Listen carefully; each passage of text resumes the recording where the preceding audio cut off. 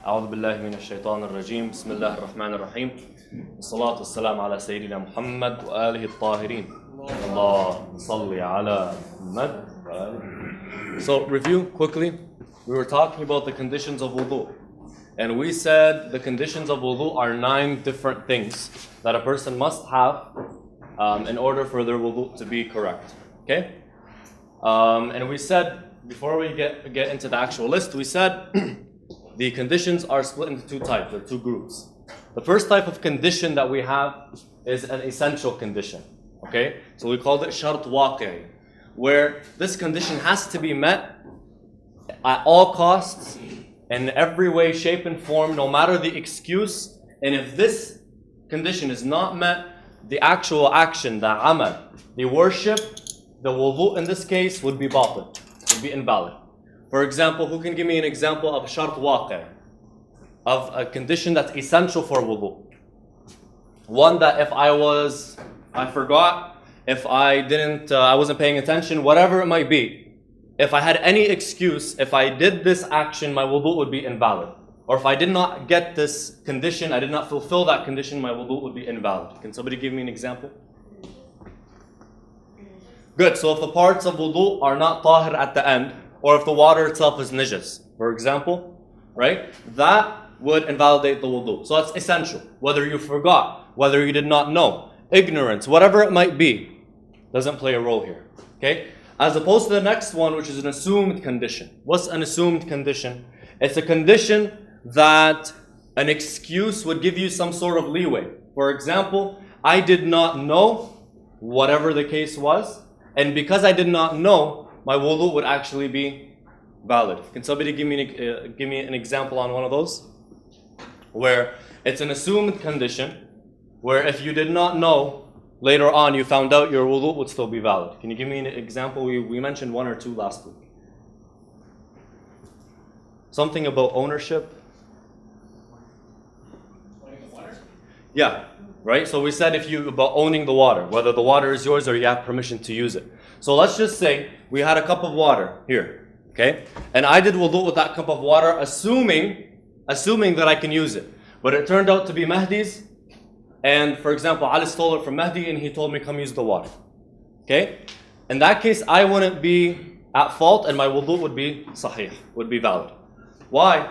Because ownership of the water is an assumed condition. It's not an essential condition. If it was essential, my wudu would be invalid at all costs. Good? Okay.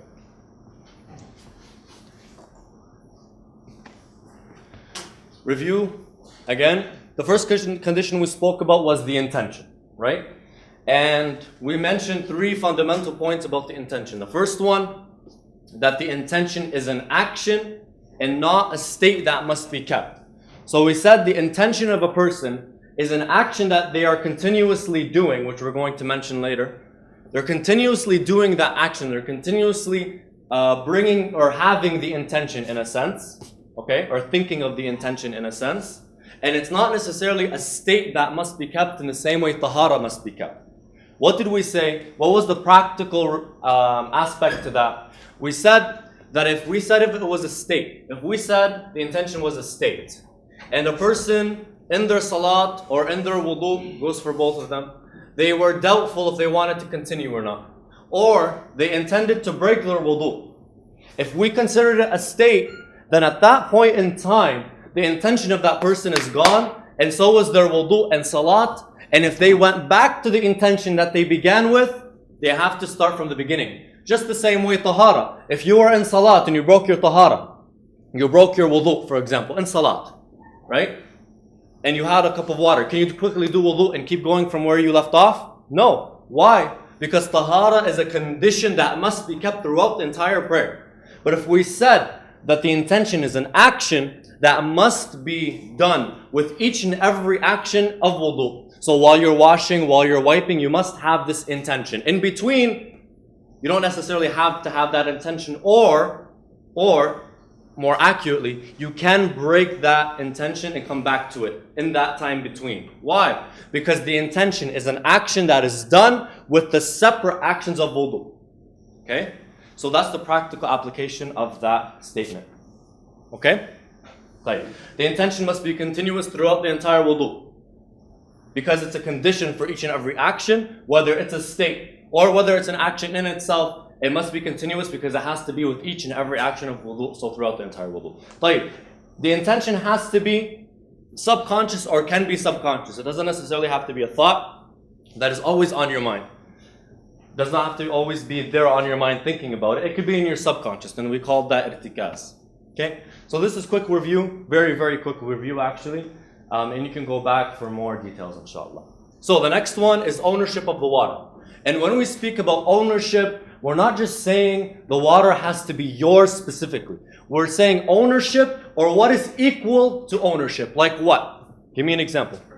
Permission to use. Okay? So we say you own it or what is equal to owning the water when it comes to practically using the water, and that is permission to use. Okay? So we said this condition is an assumed condition. Assumed condition. Tell me what that means. Somebody throw that at me. What is assumed condition? We just did. Allah yakhlikum. Aida, let it go on the microphone. I want that to be. No? Okay. So Ali said that if you forget or you were not paying attention and so you use somebody else's water on accident for whatever reason, your wudu will still be valid because it's assumed. You assume that you're okay and so you are okay, inshallah. Good. If it was essential, let's say we said it's not assumed, it was essential. What would that entail? What would that mean? I'm trying to drill this into your mind because you're going to use it in salat again. From the sisters, please. If it was essential, what would it mean? So assumed, we said if you were ignorant, it's okay. Essential, it's not okay if you were ignorant, right? So you have to have it. So if for whatever reason I used somebody else's water, it would be batil. Okay? It would be invalid if it was essential. Very good. And as we said, it's permission to use as well as ownership. They're both one and the same. Okay. When it comes to permission, it's two types. It's two types. We have idhn sarih and al-idhn bil-fahwa. In other words, if I just told you permission, your assumption would not be enough. Yani, in other words, every single time I go to one of your guys' houses, I would have to ask you to use your sink for a wudu. If I just said permission.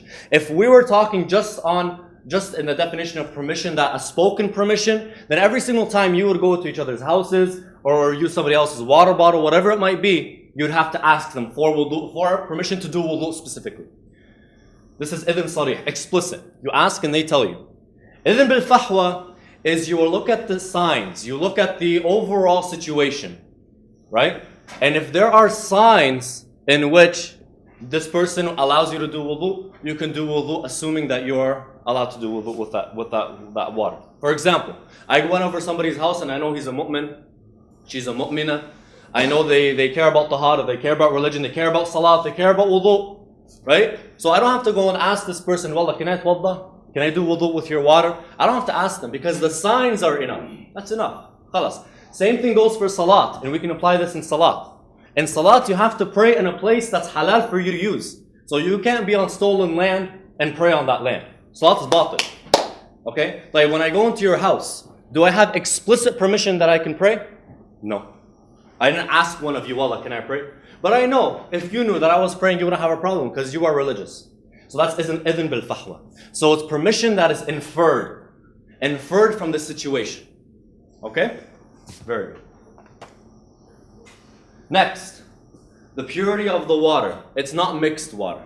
And when we spoke about this, we defined it last week, so I want to see what you guys remember. When we said the water must not be mixed water, what does that mean? In Arabic, it's called ma' mudaf. What does that mean? Mixed water versus not mixed water. What did we say it was?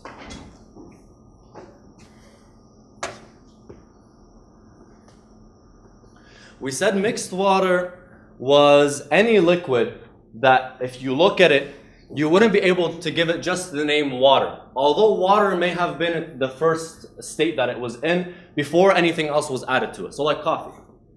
Coffee is a different liquid than water, but in reality, what is coffee? Coffee is water, hot water, with coffee beans in it. That's what coffee is. But would you look at coffee and say this is water? No. Would you look at juice, which started off as water, but you added something to it? Would you call that water? No. So that's what we call mixed water. As opposed to ocean water, which has some salt in it, but you wouldn't say that's salt water in the sense that it's not water anymore. It's something totally different. Okay? You wouldn't call it a different liquid than what it actually is. It's just salty water. We call it salt water, but it's actually salty water. It's still water. Okay? So what are we talking about here when we say it has to be pure water and not mixed? The water that you're using is actually water. Okay? It's nothing else. You can't use anything else. Type. And this is an essential condition. Why do you think this one is essential? Guys, pay attention, please. Why do you think this one is essential? That you have to do with water specifically. Why do you think that's essential?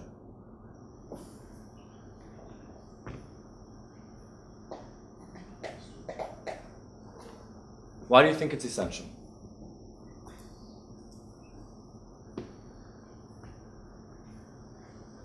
Because wudu itself is based on washing with specifically water. In our religion, water is blessed to a specific degree. Where when you want to wash the table, you do it with water. You can't do it with alcohol, which would probably clean it much better than water. Okay? You can't do it with some sort of detergent. It has to be specifically water. Why? Because water holds a physical property, which cleans, and a spiritual property as well. If we were talking about just physical, don't use water. Why would you use water? Use a disinfectant. Use something else. But when it comes to these spiritual actions that are physical in nature, we want to use something that is spiritual as well, and that's why we use water. When you take away water, you've taken away the spiritual aspect of the wudu. And so, if you knew, you did not know, it doesn't matter.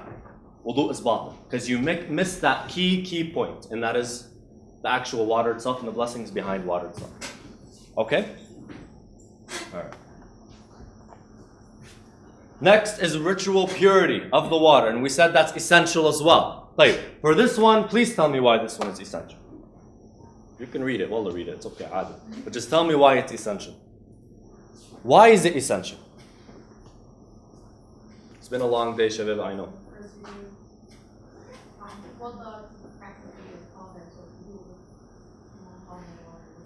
Exactly, okay? The whole reason that you're doing wudu is to purify yourself, okay? If you end up trying to purify yourself, but in the very end the result is you're impure, what did you do? It's counterproductive, okay? It's counterproductive to what you're trying to achieve. You're trying to achieve purity, spiritual and physical purity.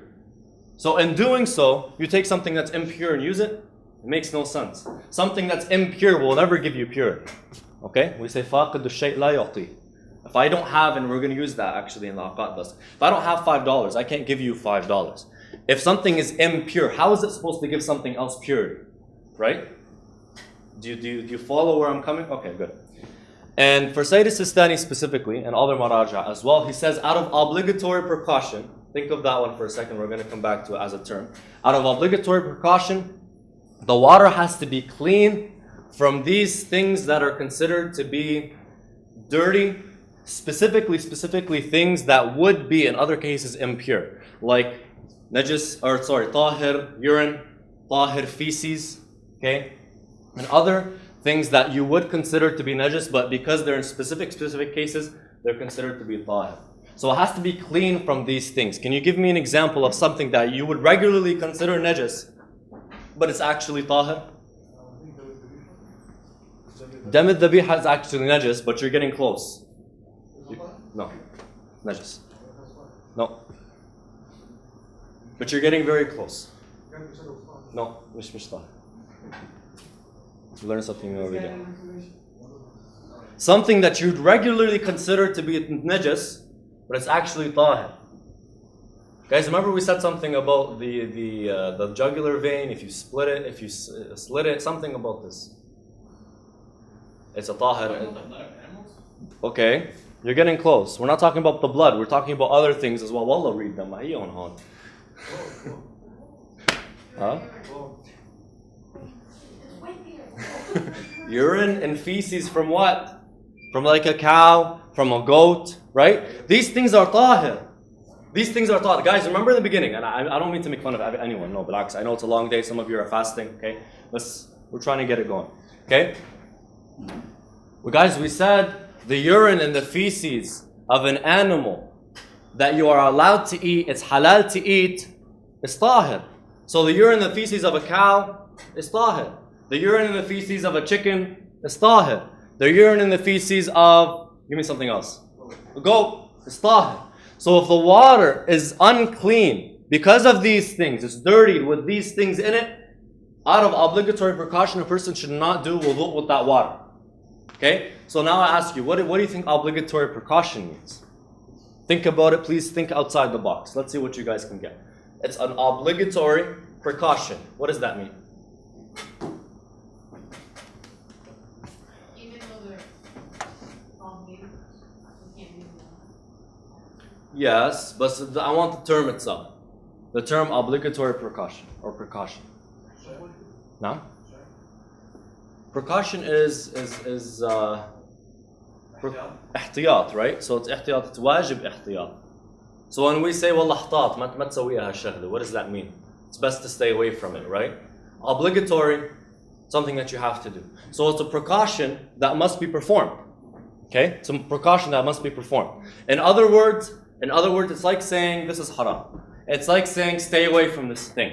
It's like saying you should not do this. طيب? Specifically with obligatory precaution, the ulama say the practical side of it is not just wallah haram or stay away. You can go to another marja, and the next most knowledgeable marja you can follow on this specific issue only. Not everything else. The next most knowledgeable marja you can go to them. In cases of obligatory precaution. Okay? Alright. طيب. In times of doubt. Okay? So I'm going to ask you guys this question. We're now doubting. You have 3 cups. Okay? You have 3 cups of water. Okay? And you doubt which one of them is najis. You know for sure one of them is najis, but you don't know which one. So you're in a state of doubt. Okay? So my question to you is, what do you think we should do? Think outside the box. And compare it to a situation where you have 1,000 cups, knowing one of them is najis, and you have to do wudu with one of them. What do? Okay? So for the first one, where you have a 33% chance of doing wudu with najis water. Okay? And you don't know in the end, you don't know if this was najis or tahir. You wouldn't know. You'd walk away not knowing. Okay? What would you do in that case? So there's no way to find out. That's what I'm trying to say. In that case, what do you think we should do?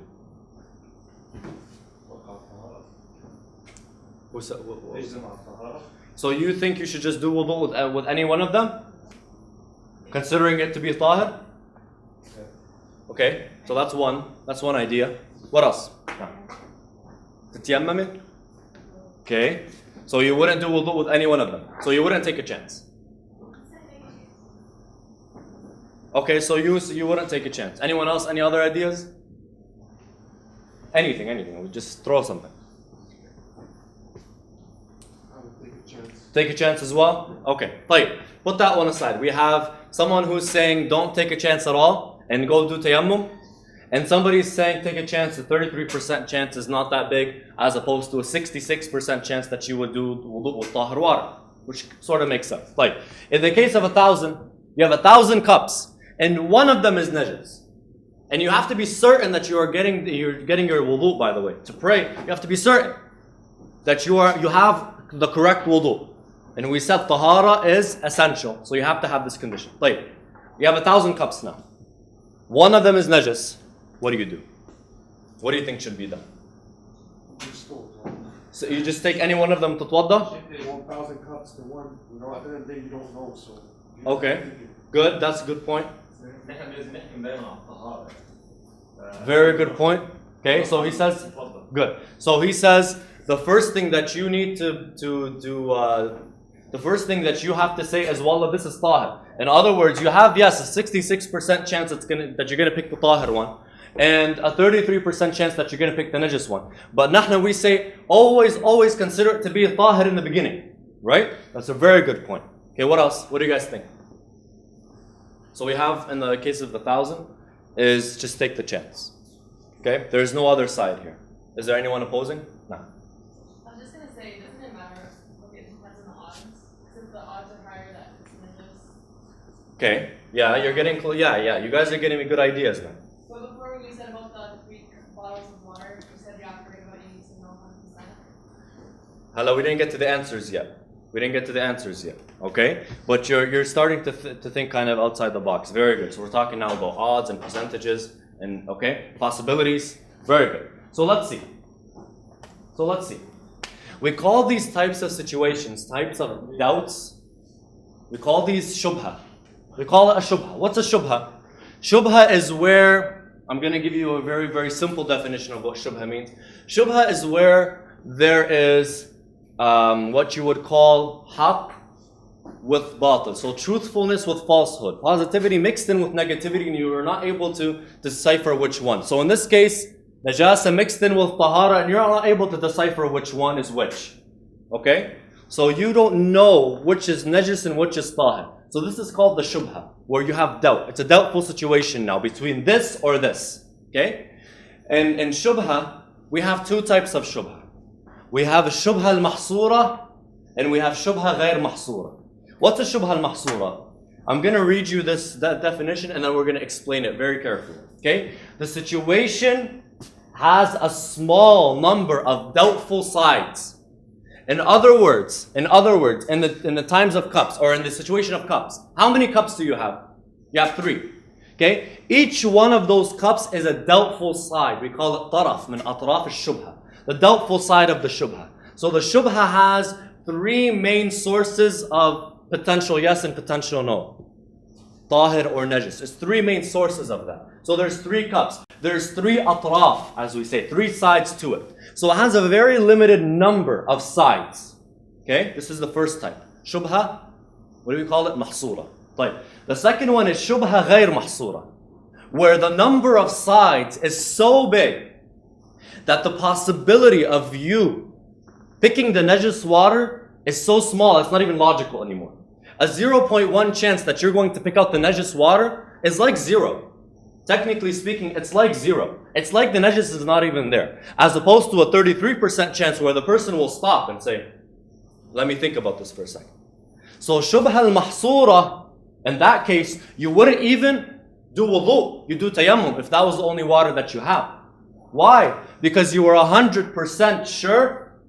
If you use masalan, if you use all 3 of them, you're 100% sure you're najis. If you used one of them, there's a 33% chance that your salat is batil. And we said you have to have 100% chance that your salat is correct. You can't have any chances that it's batil. Now a 0.1 chance, it's like 0. It's not a logical possibility. If I told you there's a 0.1 chance that you're going to fall down the steps, you're going to stay here all night? If I told you there's a 33% chance that you're going to fall down the stairs, right? You wouldn't go down the stairs because the possibilities are logical versus an illogical possibility. Okay? Very good.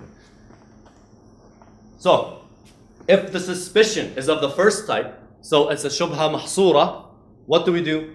The person cannot use any of the cups until they know which is impure and which is pure. Until they know this is tahir versus this is najis, they can't use any of the cups. Okay? Because the chances are high.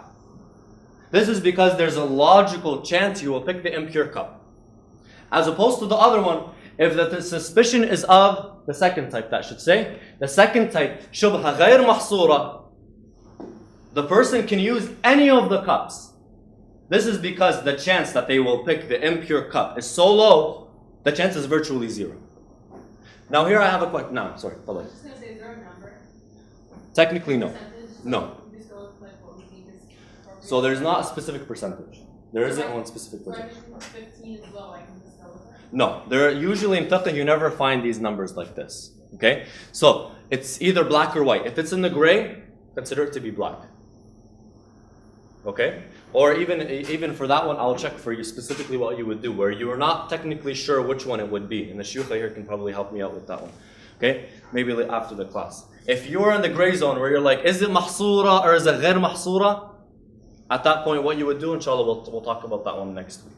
Okay? But as for a specific number, there isn't a specific number because it goes back to logic. Right? And logic, although it's objective, it's subjective to a small degree. If you know what I'm saying. So there isn't one specific number. Okay? Now here I'm going to throw out you a question. Let's say you had 1,000 cups. You had a dish, 1,000 cups. Okay? And for you to do wudu, you need, let me throw at you guys a good number. You need 100 cups of water. For, I don't know, you do wudu with a lot of water. Okay? You need 100 cups to do wudu. Is this shubha mahsura or ghayr mahsura? Think of the definitions and apply them. You have 1,000 cups. 1,000. So I'm going to write it on the board. You have 1,000 cups. Okay? You need 100 cups to do wudu, for wudu. Which one would it be? You think it's غير محصورة? Why would it be غير محصورة? The chance of one of the cups being 1 of the 10 out of 1,000, Yeah. and then 1 of the 10 is. That's 10%. Because simple math, it's just the 10% now. What do you think? It's the first time. So it's mahsura, you think? Yeah. Argue your point. Why? Because you won't be 100% certain if you pick the right one. Good. Like 10% doesn't seem like a lot, but it actually is. It is a lot. 90%. Good. So you're not technically 100%. Very good. If you were 99.999, that would be غير محصورة. So if I took out the 100 and I put 1, you'd be 0.1. Right? Correct? If I said 10, then you're 1% chance. At that's more like a gray one. Right? That would potentially be gray. No. 10 out of 1,000 is a 1% chance. Right? So that one, I wouldn't be 100% sure to tell you for sure yes or for sure no. I wouldn't give you that. Okay? It goes back to your judgment. Okay? It goes back to your judgment. But 100, that's 10%. That's more than enough. Very good. Thank you very much. وصلى الله على سيدنا محمد وآله الطاهرين. اللهم صل على محمد وآله